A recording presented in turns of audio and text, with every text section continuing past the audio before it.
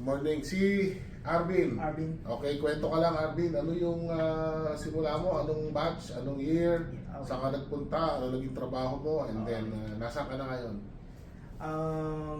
Batch 2008, Culinary Arts, graduate. And then, my first contract in PNO, one contract only.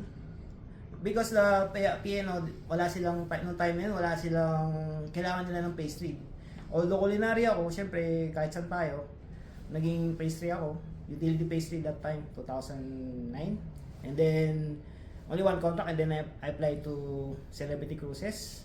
Celebrity Cruises, port cook pastry, and then every year, I'm getting promotion. Third pastry, second pastry, and then I left Celebrity. I applied for Cunard line. Cunard, I got the job of demi chef, the party pastry. Then my last contract in Cunard, I get the CDP pastry. And then for a change of environment naman, nag-apply ako sa Jebsen. Then I get the position of pastry chef in Edelweiss Gastro. Na-homesick ako doon sa Edelweiss Gastro. So one contract lang, bumalik ulit ako ng MS, ng cruise line, MSC. And Pastry chef din. as pastry chef na. O ngayon, pupunta ka ngayon sa Magsaysay uli. Meron ulit ako ngayon Okay. sa meron silang hawak ngayon na bago yung Four Seasons. Four Seasons. Oh, very good, O very final interview na. May awa Diyos. Yung story Actually, mo. chef, meron pa ako isa sa Disney. Okay. Okay.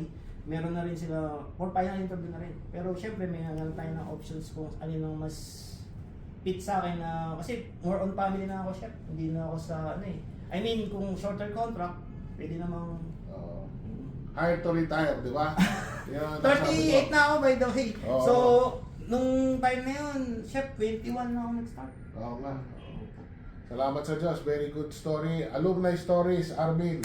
Pastry chef, hindi ka graduate, 2008. Hindi ka graduate. Actually, culinary graduate.